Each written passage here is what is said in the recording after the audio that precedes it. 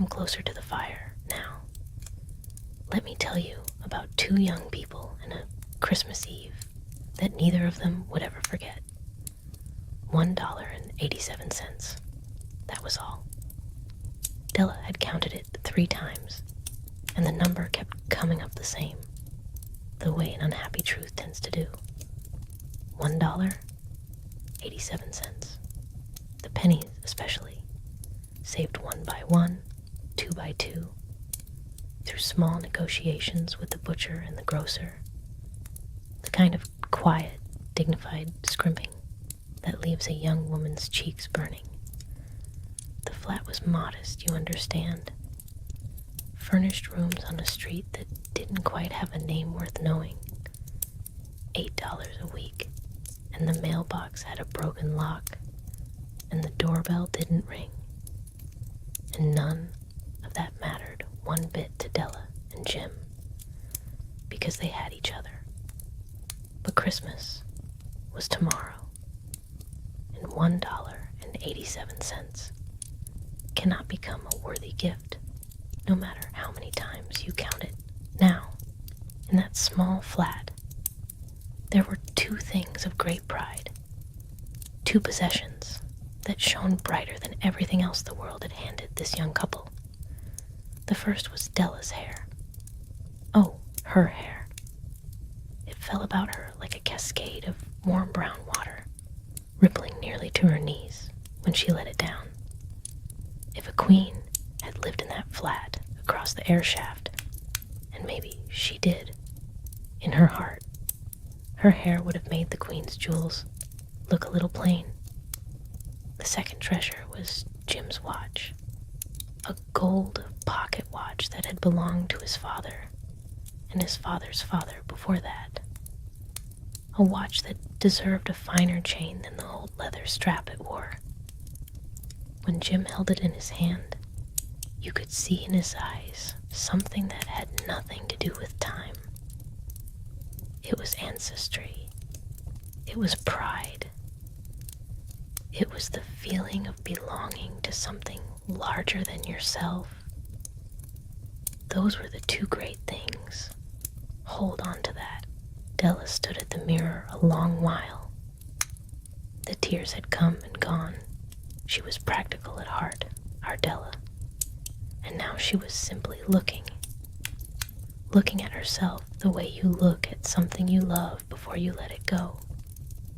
She had her plan. Down the stairs she went, out into the cold December street, and above a small shop door hung a sign that read, Madame Sophronie, hair goods of all kinds. Madame herself was a woman of large frame and very cool eyes. She looked at Della's hair with the detached interest of someone evaluating livestock. $20, she said, and Della, without much ceremony, said yes.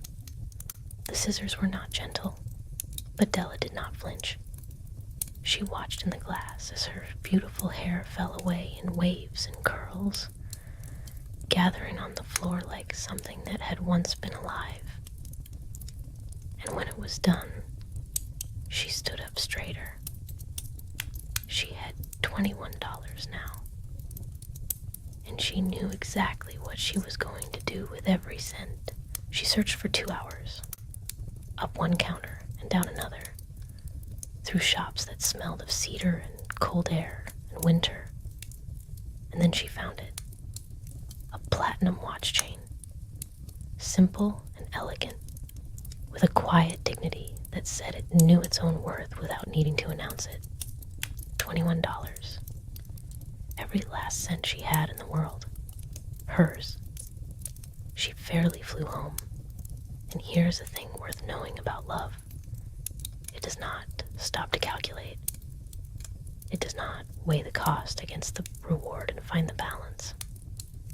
It simply moves forward, warm and certain, the way a fire moves toward wood. Della stood in the little flat and curled what was left of her hair with the iron and looked at herself with some worry. Yes, but also with something fiercer. She had done the thing. She had given everything she had for the man she loved, and whatever came next, she was ready to face it. She set the small wrapped package on the table and waited for the sound of Jim's step on the stair. She heard him at the door, and then the door opened. Jim stepped in and stopped. He looked at Della, and then he looked again. His expression was not what she expected. Not dismay exactly, not surprise exactly, but something deeper and stranger, a look she could not read at all. He stood very still, like a man who has just understood something enormous. "Jim, darling," she said, and her voice was steady, because she loved him, and love steadies you. "Don't look at me that way. My hair will grow back, you know. It grows awfully fast. I had to do it, Jim. I couldn't have let Christmas go by without giving you something. Please say Merry Christmas, and let's be happy. You don't know what a beautiful, wonderful gift I've got for you." He came slowly across the room, and he held her face in both his hands, and he smiled at her, and she still could not quite read his eyes.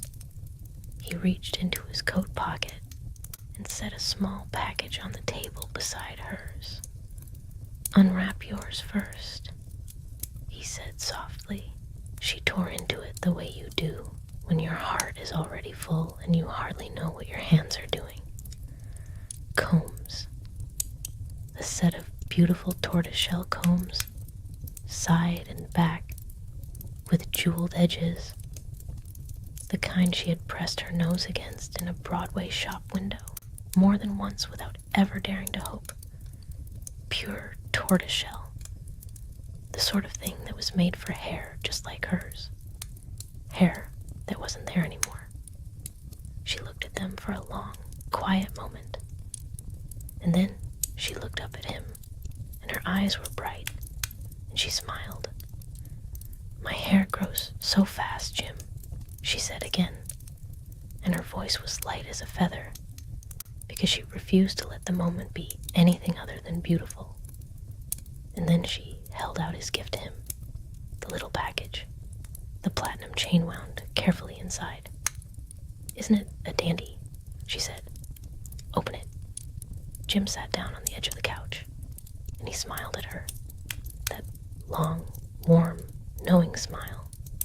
And then he told her what she had not yet guessed. He had sold the watch to buy the combs. Sit with that for just a moment. She had sold her hair to buy a chain for a watch he no longer owned. He had sold his watch to buy combs for hair she no longer had.